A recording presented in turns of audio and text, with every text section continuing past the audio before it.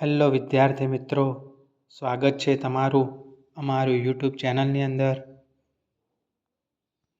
તો વિદ્યાર્થીઓ, આની અગાઉ આપણે એકાઉન્ટ વિશેની તૈયારી કઈ રીતે કરવી તેના વિશે આપણે સંપૂર્ણ માહિતી મેળવી. હવે આપણે પહેલા ચેપ્ટરથી શરૂઆત કરીશું, ભાગીદારી વિષય પ્રવેશ. તો જો તમે આની અગાઉનો વિડીયો ન જોયો હોય તો તેમાં સંપૂર્ણ ટાઈમટેબલ આપણને આપવામાં આવેલું છે કે આપણે કઈ રીતે તૈયારી કરવા જઈ રહ્યા છીએ. તો તમે પહેલાં એ વિડીયો અવશ્ય જોઈ લેજો અને તમે આ વિડીયો જોયા બાદ તમે તેની નોટબુક્સ બનાવી રાખજો, જેથી આવનારી એક્ઝામની અંદર જ્યારે પણ ટાટ એચએસ કોમર્સની એક્ઝામ આવે ત્યારે તમને આ જે તૈયારી કરેલી હોય તે અવશ્ય કામ લાગે. તો આપણે આજે શરૂ કરીશું ભાગીદારી વિષય પ્રવેશ, જેના વિશે આજે આપણે માહિતી મેળવીશું. તો તેમાં પહેલો દાખલો છે, રમેશ દર મહિનાની શરૂઆતમાં ₹500નો ઉપાડ કરે છે. જો ઉપાડ પર વાર્ષિક 10% લેખે વ્યાજ વસૂલ કરવાનું હોય તો કુલ વાર્ષિક ઉપાડ અને ઉપાડ પર વ્યાજ શોધો. અહીંયા આપણને બે વસ્તુ શોધવાની કીધી છે, એક કુલ વાર્ષિક ઉપાડ અને ઉપાડ પર વ્યાજ.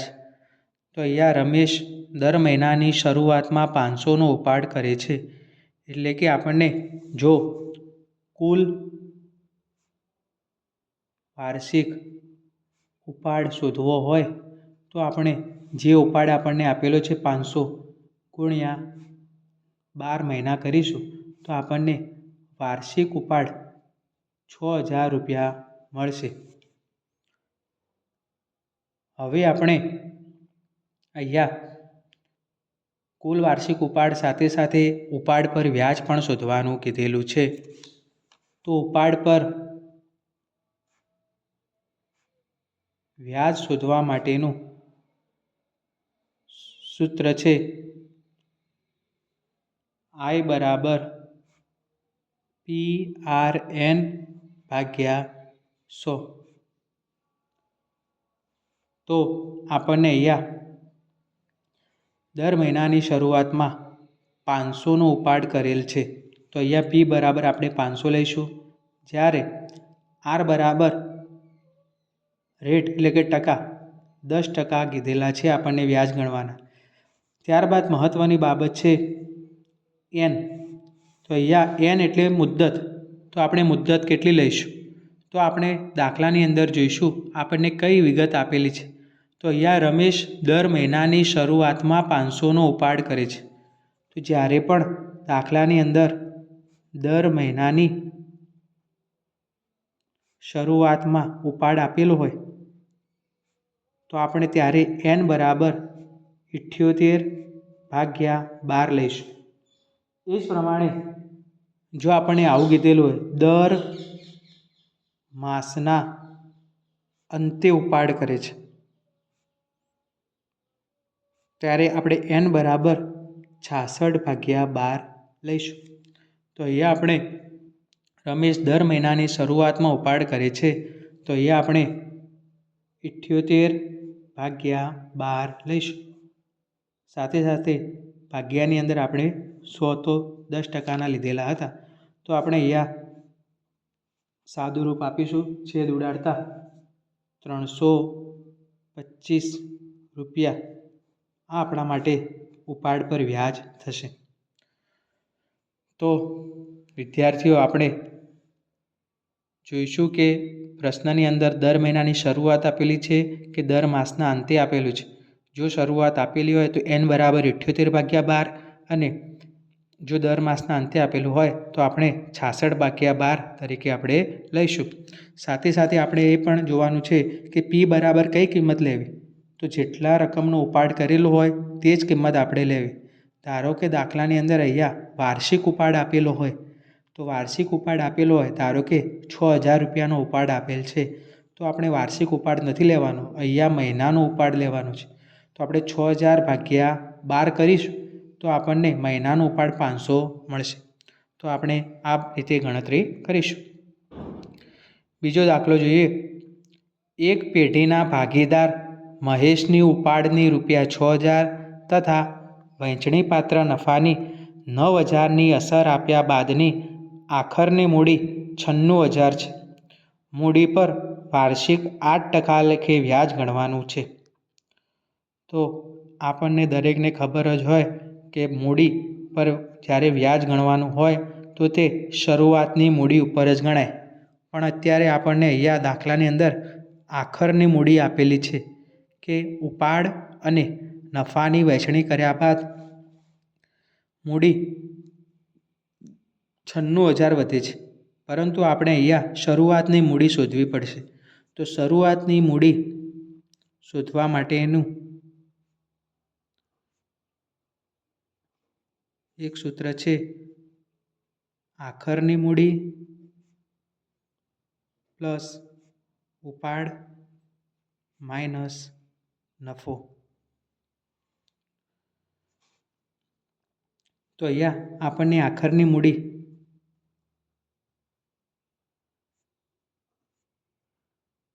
96,000 આપેલી છે પ્લસ તેની અંદર આપણે ઉપાડ ઉમેરીશું 6,000 એટલે થશે 1,02,000.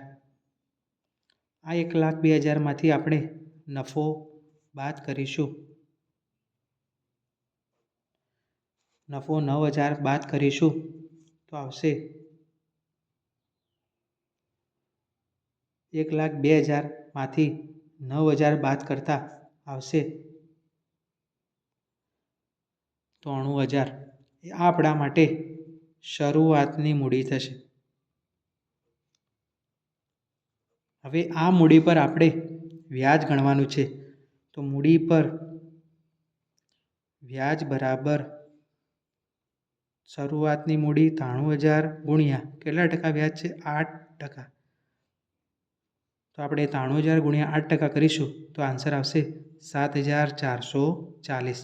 તો આ આપણા માટે થશે મૂડી પર વ્યાજ. તો આપણે આની અંદર કઈ બાબત ધ્યાનમાં રાખવાની છે? તો આની અંદર એક બાબત ધ્યાનમાં રાખવાની છે કે મૂડી પર વ્યાજ એ શરૂઆતની મૂડી પર ગણાય છે. તો આપણે આખરની મૂડી શોધતા આખરની મૂડી આપેલી હોય તો તેના પહેલાં આપણે શરૂઆતની મૂડી શોધવી પડશે. શરૂઆતની મૂડી શોધવા માટેનું સૂત્ર છે આખરની મૂડી પ્લસ ઉપાડ માઇનસ નફો. તો આપણને તેનાથી શરૂઆતની મૂડી મળશે. તો શરૂઆતની મૂડી આપણને મળશે 93,000. આ 93,000 પર આપણે 8% લેખે વ્યાજ ગણીશું તો આપણો આન્સર આવશે 7,440. હવે આપણે ત્રીજું ઉદાહરણ જોઈએ. રિયા, દિલીપ અને કીર્તન એક પેઢીના ભાગીદારો છે. કીર્તનને દિલીપના હિસ્સાનો 5મો ભાગ તથા રિયાને કીર્તનના હિસ્સાથી બમણો ભાગ મળે છે. જો વર્ષના અંતે પેઢીનો કુલ નફો 1,92,000 હોય તો દરેક ભાગીદારને મળતી નફાની રકમ શોધો. તો અહીંયા આપણને 3 ભાગીદાર આપેલા છે. એક રિયા, દિલીપ અને કીર્તન. ત્યારબાદ આપણને એક વાક્ય કીધેલું છે કીર્તનને દિલીપના હિસ્સાનો 5મો ભાગ મળે છે. તો અહીંયા આપણે ધારવું પડશે. ધારો કે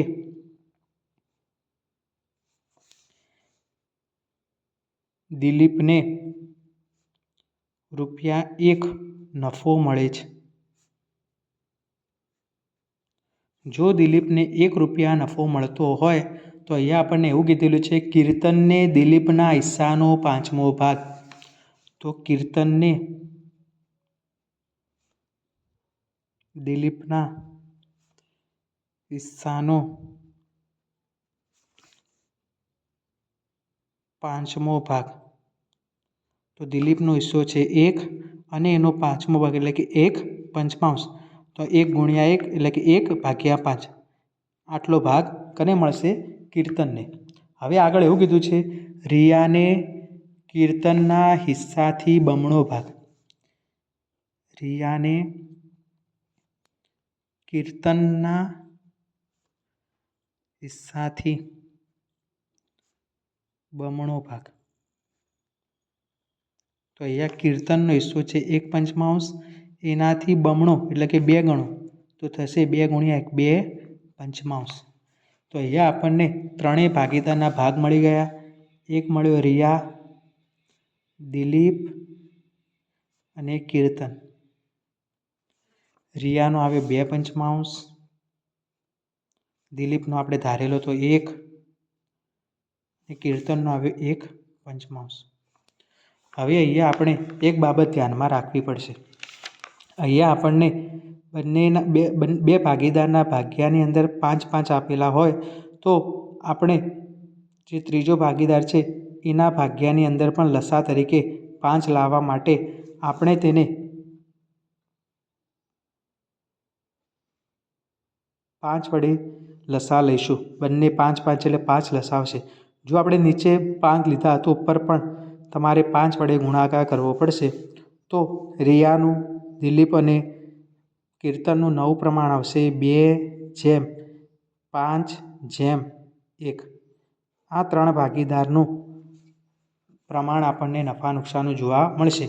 હવે આપણે આ પ્રમાણ ઉપરથી ચેક કરીએ કે આપણને જે દાખલાની અંદર પ્રમાણ આપેલું હતું એ પ્રમાણે છે કે નહીં. તો આપણને કીધું હતું કીર્તનને દિલીપના હિસ્સાનો 5મો ભાગ. કીર્તનને દિલીપના હિસ્સાનો 5મો, તો અહીંયા 1 છે અને અહીંયા 5 છે તો બરાબર. જ્યારે રિયાને કીર્તનના હિસ્સાથી બમણો, રિયાને કીર્તનના હિસ્સાથી બમણો, તો આને 1 છે તો આનો બમણો 2. તો આપણે જે પ્રમાણ શોધ્યું તે સાચું છે. હવે આગળ એવું કીધું છે જો વર્ષના અંતે પેઢીનો કુલ નફો 1,92,000 હોય તો દરેક ભાગીદારને કેટલી રકમ મળે. તો હવે આપણે ત્રણેય ભાગીદારને મળતી રકમ શોધીશું. તો પહેલાં આપણે શોધીશું રિયા, ત્યારબાદ આપણે શોધીશું દિલીપ અને ત્યારબાદ આપણે શોધીશું કીર્તન. તો ત્રણેયનો કુલ ભાગ, અહીંયાને 2 ભાગ અને 5 ભાગ અને 1 ભાગ, એટલે કુલ ભાગ 8 મળે છે. ટોટલ નફામાં 8 ભાગ પડશે, જેમાં 2 આને મળશે, 5 દિલીપને મળશે, 1 આને મળશે. તો રિયાને 1,92,000માંથી 2 ભાગ મળે છે પણ કુલ ભાગ છે 8. એ જ પ્રમાણે દિલીપને 1,92,000માંથી 5 ભાગ મળે છે પણ કુલ ભાગ છે 8. એ જ પ્રમાણે કીર્તનને 1,92,000થી 1 ભાગ મળે પણ કુલ ભાગ છે 8. તો અહીંયા આપણે છેદ ઉડાડશું તો અહીંયા આવશે 24,000. 24,000 ગુણ્યા 2 તો આવશે 48,000. એ જ પ્રમાણે આટલે આવશે 24,000. 24,000 ગુણ્યા 5 1,20,000. એ પ્રમાણે આટલે 24,000. 24,000 ગુણ્યા 1 તો અહીંયા આવશે 24,000. તો રિયાને 48,000 રૂપિયા મળશે, જ્યારે 1,20,000 દિલીપને મળશે અને 24,000 કીર્તનને મળશે. તો અહીંયા આપણે જોયું કે ટોટલ 1,92,000માંથી ત્રણેય ભાગીદારને અલગ અલગ રીતે નફો વહેંચવામાં આવશે. તો આ રીતે આપણે સૌપ્રથમ ધારવું પડશે કોઈ પણ એક ભાગીદારનો. તો અહીંયા આપણે દિલીપનો ધારેલો છે. ત્યારબાદ ત્રણેય ભાગીદારના ભાગ શોધ્યા. દરેકના છેદ લસા સરખો કરવા માટે દિલીપના હિસ્સાને 5 વડે આપણે ગુણીશું તો એ પ્રમાણ આવશે 2:5:1. ટોટલ આવશે 8. તો રિયાને 48,000, દિલીપને 1,20,000 અને કીર્તનને 24,000 રૂપિયા મળશે. ત્યારબાદનો દાખલો છે રાજકુમાર, કૌશિક અને શર્માનું નફા નુકસાનનું આપણને પ્રમાણ આપેલું છે 15:10:9. જો વર્ષના અંતે પેઢીનો કુલ નફો 68,000 હોય તો દરેક ભાગીદારને મળતો નફો શોધો. અહીંયા આપણને 3 ભાગીદાર આપેલા છે, રાજકુમાર, કૌશિક અને શર્મા, અને ત્રણેયનું પ્રમાણ પણ આપેલું છે 15:10:9.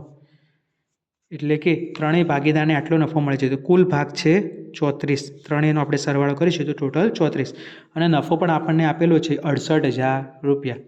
તો ત્રણેય ભાગીદારને કેટલા પૈસા મળે એ આપણે શોધવાનું છે. તો ઉપર જે રીતે રિયા, દિલીપ અને કીર્તનનો શોધ્યો એ જ પ્રમાણે આટલે આપણે, પરંતુ આપણને અહીંયા પહેલેથી પ્રમાણ આપેલું છે. તો અહીંયા રાજકુમારને મળતો નફો શોધીશું, ત્યારબાદ કૌશિકને મળતો નફો શોધીશું, ત્યારબાદ શર્માને મળતો નફો શોધીશું. તો રાજકુમારને 68,000 ગુણ્યા 15 ભાગ્યા 34, કૌશિકને 68,000 ગુણ્યા 10 ભાગ્યા 34, એ જ પ્રમાણે શર્માને 68,000 ગુણ્યા 9 ભાગ્યા 34. તો અહીંયા 34 દુ 68 એટલે કે 2,000 ગુણ્યા, તો દરેકના અંદર છેદ ઉડશે 2,000થી. તો 2,000 ગુણ્યા 15 એટલે 30,000, 2,000 ગુણ્યા 10 એટલે કે 20,000 અને 2,000 ગુણ્યા 9 એટલે કે 18,000. તો રાજકુમારને મળશે 30,000, કૌશિકને મળશે 20,000 અને શર્માને મળશે 18,000. ત્રણેય ભાગીદારને તો ટોટલ 30, 20 અને 18 ટોટલ થશે 68,000, જે ત્રણેય ભાગીદારને આપવામાં આવશે. તો આ દાખલો ઉપરના દાખલા જેવો જ હતો, પરંતુ પહેલા દાખલાની અંદર આપણને પ્રમાણ શોધવાનું કીધેલું હતું. અહીંયા આપણને પ્રમાણ પહેલેથી જ આપેલું હોય છે. તો આ રીતે આપણે તેને ગણીશું. તો અહીંયા આપણે 4 ઉદાહરણ જોયા. હવે આપણે 5મું ઉદાહરણ વિશે માહિતી મેળવીએ. યુસુફ, હારૂન અને કોડાવાલા 3:2:1 પ્રમાણમાં નફો નુકસાન વહેંચે છે. તો અહીંયા આપણે થોડી વિગત લખી દઈએ. યુસુફ,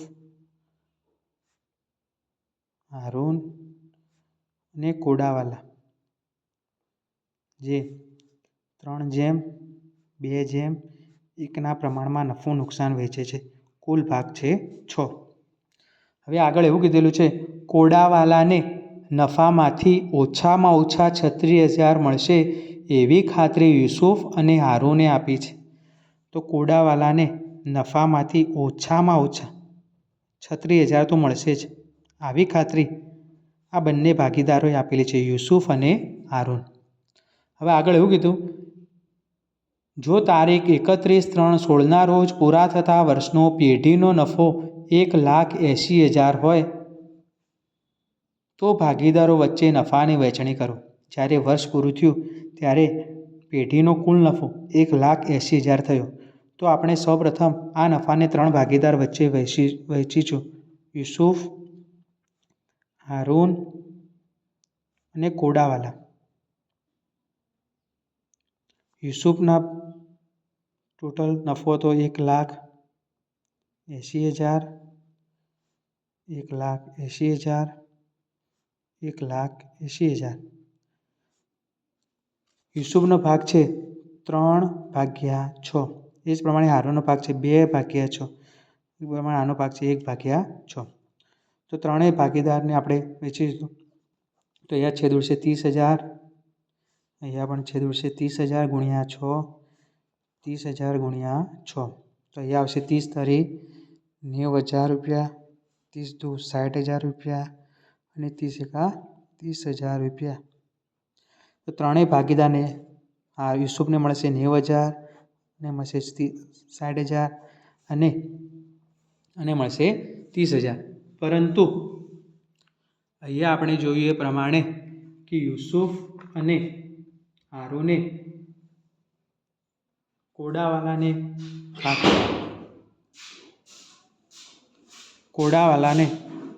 ખાતરી આપી હતી કે ઓછામાં ઓછા 36,000 રૂપિયા તો 36,000 રૂપિયા કોડાવાલાને આપવામાં આવશે. તો અહીંયા 30,000 રૂપિયા કોડાવાલાને નફામાંથી મળ્યા, તો બાકીના 6,000 રૂપિયા, આ 6,000 રૂપિયા એ યુસુફ અને હારૂન પોતાના ભાગમાંથી આપશે. તો બાકી આપવાની રકમ 6,000 જે યુસુફ અને હારૂન પોતાના ભાગમાંથી આપશે. તો પોતાનો ભાગ છે, બંનેનો ભાગ કેટલો હતો? 3 અને 2 એટલે કે 3/5 અને 2/5. કારણ કે યુસુફ અને હારૂનનું પ્રમાણ હતું 3:2, તો એમનો ટોટલ ભાગ થશે 5. તો 3/5 અને 2/5. તો અહીંયા આટલે આવશે 3600 રૂપિયા અને આટલે આવશે 2400 રૂપિયા, જે પોતાના ભાગમાંથી 3600 અને આ પોતાના ભાગમાંથી ₹2400 આપશે. તો યુસુફને પહેલાં ₹90,000 મળતા હતા. હવે તે પોતાના ભાગમાંથી ₹3600 કોડાવાલાને આપી દેશે તો તેને હવે નફો ₹86,400 મળશે. જ્યારે હારૂનને પહેલાં ₹60,000 નફો મળતો હતો, જે પોતાના ભાગમાંથી ₹2400 આપશે તો તેને ₹57,600 નફો મળશે. તે જ પ્રમાણે કોડાવાલાને પહેલાં ₹30,000 મળતા હતા, પરંતુ યુસુફ અને હારૂને વચન આપેલું હતું કે ઓછામાં ઓછા તને ₹36,000 મળશે. તો હવે યુસુફ અને હારૂન 3600 અને ₹2400 આપશે, એટલે કે ₹6,000 આપશે. તો એને હવે ₹36,000 જે તેમણે કહેલું હતું તે પ્રમાણે નફો આપવામાં આવશે. તો યુસુફ, હારૂન અને કોડાવાલાને ટોટલ 86,400, હારૂનને 57,600 અને કોડાવાલાને 36,000 નફો મળશે. તો અહીંયા આપણે ઉદાહરણ ફરીથી એકવાર નજર મારી લઈએ કે યુસુફ, હારૂન અને કોડાવાલાને 3:2:1 પ્રમાણમાં નફો વહેંચતા હતા, પરંતુ તેમણે કોડાવાલાને ખાતરી આપી હતી કે તને તો ઓછામાં ઓછા 36,000 નફો મળશે જ. જેના કારણે જ્યારે વર્ષ પૂર્ણ થયું, યુસુફ, હારૂન અને કોડાવાલા નફો આપણે ગણ્યો તો આપણને યુસુફને 90,000 મળ્યા, હારૂનને 60,000 મળ્યા, જ્યારે કોડાવાલાને ₹30,000 મળેલા હતા. તો કોડાવાલાને તો ઓછામાં ઓછા ₹36,000 આપવાના હતા, તો તેને ખૂટતા ₹6,000 તે યુસુફ અને હારૂન પોતાના ભાગમાંથી આપશે.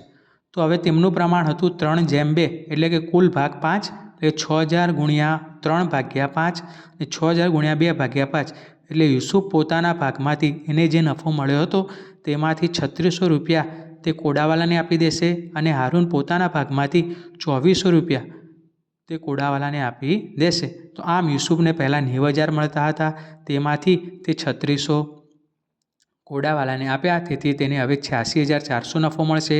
હારૂન, જે ₹60,000 નફો મળતો હતો તે ₹2400 કોડાવાલાને આપ્યો, તેથી તેને હવે ₹57,600 નફો મળશે. એ જ પ્રમાણે કોડાવાલાને પહેલાં 30,000 નફો મળેલો હતો, પરંતુ તેને યુસુફ અને હારૂને ઓછામાં ઓછા 36,000 મળશે તેવું વચન આપ્યું હતું, તેથી હવે તેને બીજા ₹6,000 મળશે, તેથી તેનો કુલ નફો ₹36,000 થશે. તો વિદ્યાર્થી મિત્રો, અહીંયા આપણે 5 પહેલા ચેપ્ટરના મોસ્ટ આઈએમપી ઉદાહરણ જોયા, તે તમે સારી રીતે સમજેલા હશો. તેમાં આપણે પહેલું ઉદાહરણ જોયું, ઉપાડ પર વ્યાજ કઈ રીતે ગણવું. જો દર મહિનાની શરૂઆતમાં હોય તો આવશે 78/12 અને દર માસના અંતે હોય તો n બરાબર આવશે 66/12. ઉપાડ પર વ્યાજ શોધવા માટેનું સૂત્ર છે I = PRN/100.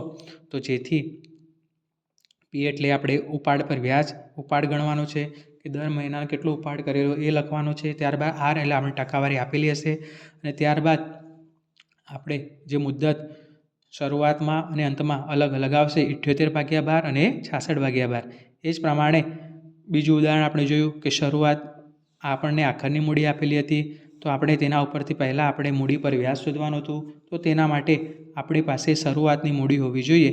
શરૂઆતની મૂડી શોધવા માટે આપણી પાસે આખરની મૂડી પ્લસ ઉપાડ માઇનસ નફો, તો તેના ઉપરથી આપણને શરૂઆતની મૂડી મળશે. તો અહીંયા શરૂઆતની મૂડી મળી 93,000. 93,000 ઉપર આપણને જે ટકા વ્યાજ શોધવા કીધું હોય એ પ્રમાણે આપણે ટકા શોધીશું.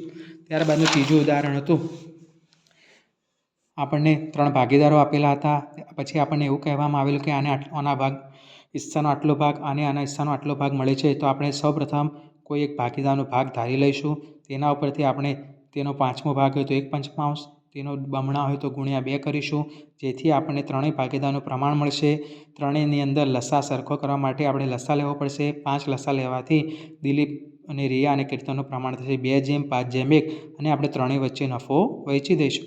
એ જ પ્રમાણે ઉદાહરણ નંબર 4ની અંદર આપણે જોયું, આપણને ત્રણેય ભાગીદારનું પ્રમાણ આપેલું હતું, નફો પણ આપેલો હતો.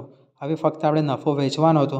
તો ઉપર જોયા પ્રમાણે અહીંયા પણ આપણે ત્રણેય ભાગીદારનું પ્રમાણ લખી દઈશું. તેનો સરવાળો કરીશું એટલે કે 34 અને દરેક ભાગીદારને 68,000 ગુણ્યા 15 ભાગ્યા 34, 68,000 ગુણ્યા 10 ભાગ્યા 34, 68,000 ગુણ્યા 9 ભાગ્યા 34. આ પ્રમાણે દરેક ભાગીદારને આપણે નફો વહેંચી દઈશું. એ જ પ્રમાણે ઉદાહરણ નંબર 5 વિશે આપણે સંપૂર્ણ માહિતી મેળવી કે યુસુફ, હારૂન અને કોડાવાલા 3:2:1 પ્રમાણમાં નફો નુકસાન વેચે છે. કોડાવાલાને ઓછામાં ઓછા નફામાંથી 36,000 મળશે એવી ખાતરી યુસુફ અને હારૂને આપેલી છે. તો આપણને કુલ નફો 1,80,000 આપેલો હતો. આ નફો આપણે ત્રણેય ભાગીદારો વચ્ચે વહેંચ્યો તો પહેલા ભાગીદારને 90,000, બીજા ભાગીદારને 60,000 અને જેને ખાતરી આપવામાં આવી હતી એ ભાગીદારને ફક્ત 30,000 રૂપિયા મળ્યા. હવે તેને તો આપણે 36,000નું વચન આપેલું હતું. તો બંને ભાગીદારો યુસુફ અને હારૂન પોતાના ભાગમાંથી, જે પોતાનો ભાગ છે 3:2, તેમાંથી તેઓ પોતાના ભાગીદારને પૈસા ચૂકવશે. તો યુસુફ અને હારૂન પોતાના ભાગમાં 3600 અને 2400 રૂપિયા ચૂકવશે. તો તેમને કુલ પહેલાં જે મળતા હતા 90,000, તેમાંથી હવે તેમને મળશે 3600 બાદ કરીને 86,400 મળશે. એ પ્રમાણે 60,000 માઇનસ 2400 તો મળશે 57,600. એ જ પ્રમાણે 30,000 પ્લસ 6,000 મળશે 36,000. તો અહીંયા આપણે પહેલા ચેપ્ટરના 5 ઉદાહરણની માહિતી મેળવી. હવે આવતીકાલે આપણે આવા જ આ ચેપ્ટરના બાકીના જે દાખલા છે તેની વિશે આપણે સંપૂર્ણ માહિતી મેળવીશું.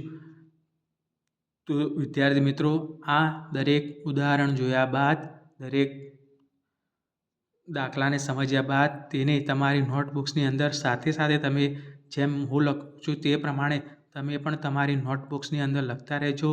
આપણે આવતીકાલે ફરીથી પાર્ટ 2 લઈને આવીશું. એની અંદર બાકી રહેતા દાખલા આપણે જોઈશું. સાથે સાથે આવનારી એક્ઝામની અંદર કયા કયા દાખલા પૂછાઈ ગયા તેની વિશે પણ માહિતી મેળવીશું. આ ચેપ્ટરની અંદરથી કયા પ્રકારની થિયરી પૂછાઈ શકે તેની વિશે પણ માહિતી મેળવીશું. તો વિદ્યાર્થી મિત્રો, તમારા માટે આવનારી ટાટ HS કોમર્સ એક્ઝામની અંદર એકાઉન્ટ વિષય ઘણો જ મહત્ત્વનો છે. કારણ કે સૌથી વધારે 64 થી 65 માર્ક્સનું મેન્સ એક્ઝામની અંદર આ પોર્શનમાંથી પૂછાઈ ગયું હતું. તો તમે આ રીતે જો તૈયારી કરશો તો ચોક્કસ તમને સફળતા મળશે. પરંતુ તેના માટે તમારે અથાગ મહેનત કરવી પડશે. સાથે સાથે તમે આ દાખલા તમારા નોટબુક્સની અંદર ઉતારી સાથે સાથે તમે તેના ઉદાહરણ પણ ગણતા રહેજો. તો તમે પ્રેક્ટિસ જેટલી પણ કરશો તેટલો તમને ચોક્કસ ફાયદો થશે. અને આવનારી એક્ઝામની અંદર તમને ટાટ એક્ઝામની અંદર જ્યારે પણ મેન્સ એક્ઝામ આવે યા પ્રિલિમ એક્ઝામ આવે, આની અંદરથી કોઈ પણ પ્રશ્ન પૂછાય તો તે તમને ચોક્કસ આવડશે. તેના માટે તમે અત્યારથી મહેનત કરતા રહો. તો જો તમને આ વિડીયો પસંદ આવે તો તમે આ ચેનલને લાઈક કરો, શેર કરો અને સબસ્ક્રાઈબ કરો. અહીંયા સંપૂર્ણ કન્ટેન્ટ ફ્રીમાં ભણાવવામાં આવશે. સંપૂર્ણ એકાઉન્ટ ફ્રીમાં ભણાવવામાં આવશે. તો તમને જો જરૂર ના હોય તો આ ચેનલને તમારા મિત્રો જે તૈયારી કરતા હોય તેમના સુધી પહોંચાડજો. ચોક્કસ આવનારી એક્ઝામની અંદર આવી જ મેથડના, આ જ પદ્ધતિના દાખલા તમને જોવા મળશે. તો અત્યારે જ તમે આ ચેનલને લાઈક કરી દો, શેર કરી દો અને સબસ્ક્રાઈબ કરો અને વધુમાં વધુ લોકો સુધી તમે આ ચેનલને પહોંચાડો, જેથી જે તૈયારી કરતા હોય તેમને ચોક્કસ ફાયદો જોવા મળે. તો અહીંયા આપણે પ્રથમ ચેપ્ટરની અંદર પાર્ટ 1 જોઈ ગયા. આવતીકાલે આનો પાર્ટ 2 લઈને આવીશું. તો તમે આ ચેનલ સાથે જોડાયેલા રહેજો. તૈયારી પર વધારે ફોકસ આપતા રહેજો. કારણ કે તમને કન્ટેન્ટ જ નોકરી અપાવવામાં મહત્ત્વનો ભાગ ભજવશે. કારણ કે પ્રિલિમની અંદર પણ 100 માર્ક્સનું કન્ટેન્ટ આવતું હોય છે અને સાથે સાથે મેન્સની અંદર પણ 100 માર્ક્સનું કન્ટેન્ટ આવતું હોય છે. તો આપણે 200 માર્ક્સની તૈયારી કરવા જઈ રહેલા છીએ. તો જ્યારે પણ તમારે જો સરકારી શિક્ષક બનવું હશે તો તમારે ચોક્કસ કન્ટેન્ટ ઉપર ચોક્કસ ફોકસ આપવો જ પડશે. જો તમે કન્ટેન્ટ તમારું મજબૂત નહીં હોય તો તમે ક્યારેય પરીક્ષા પાસ કરી શકવાના નથી. અને અહીંયા તમને બેસ્ટમાં બેસ્ટ કન્ટેન્ટ આપવાની કોશિશ કરવામાં આવશે. તો તમે ચેનલ સાથે જોડાયેલા રહેજો અને તમે સંપૂર્ણ વિડીયો જોજો અને તમે તેની નોટબુક્સ અવશ્ય બનાવતા રહેજો. કારણ કે તમારા માટે સૌથી મહત્ત્વનું છે તૈયારી. વિડીયો જોયા બાદ એક વિડીયો જોયો મૂકી દીધો એ નહીં ચાલે. તમારે ચોક્કસ જો સારી તૈયારી કરવી હશે, સારું મેરિટમાં નામ લાવવું હશે તો તમારે અવશ્ય આ બધાની નોટબુક્સ તો ચોક્કસ બનાવવી જ પડશે. કારણ કે મહેનત વગર ક્યારેય સફળતા મળવાની નથી. બીજા કરતાં સારી મહેનત કરેલી હશે તો જ તમારું નામ મેરિટની અંદર આવી શકે છે. હવે આવતીકાલે આપણે આને પાર્ટ 2 લઈને જઈ રહ્યા છીએ. તો જો તમને યોગ્ય લાગે તો ચેનલને લાઈક કરી દો. જો તમને વિડીયો ગમે તો સબસ્ક્રાઈબ કરો અને તમારા મિત્રો સુધી અવશ્ય પહોંચાડજો. અને આવનારી એક્ઝામની અંદર તમારું પણ નામ મેરિટની અંદર આવે એ રીતે તૈયારી કરતા રહો.